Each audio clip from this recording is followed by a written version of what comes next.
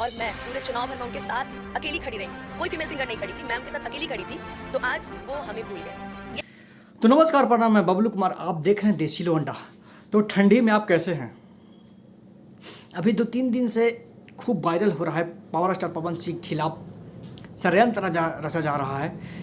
भोजपुरी की बहुत अच्छी गायिका उनको कहेंगे हम, जो स्टेज शो में बहुत अच्छे गाते हैं, जिनका नाम है अनुपमा यादव। वो इंटरव्यू में पावर स्टार पवन सिंह के खिलाफ लगा रही है आरोप, क्योंकि पावर स्टार पवन सिंह का बर्थडे था 5 तारीख को और उनको बर्थडे में नहीं बुलाया गया, तो पावर स्टार पवन सिंह पर लगाई आरोप। ठीक है सर, मेरे साथ इतना बड़ा कांड हुआ, आप हमें नहीं पूछे, आप जन्मदिन में नहीं बुलाए, आप कोई चीज़ नहीं किए, पर क्या आपने कभी सोचा है कि एक लड़की जिसका मंच उसका जीवन है, और वो बोल रही है कि हम बाहर चुनाव उनके साथ घूमे हैं और अपना स्टेज शो छोड़ के फिर भी हमारे पावर स्टार पवन सिंह जो मुझे नहीं बुलाए।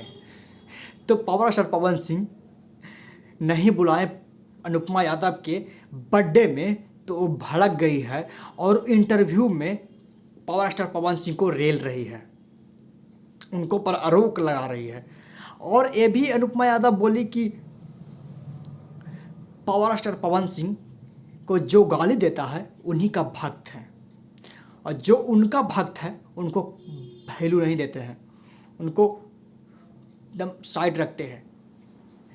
जो बता रही थी कि हम पावर स्टार पवन सिंह के इतने बड़ा भक्त थे, इतना उनको चाहते थे, लेकिन मुझे नहीं बुलाया गया। तो खूब गरमा रही, आपको वीडियो में पूरा क्लिप चलेगा, आपको दिखाएंगे। तो ये न्यूज़ को तेज़ी से वायरल कीजिए। आज के लिए इतना ही, धन्यवाद।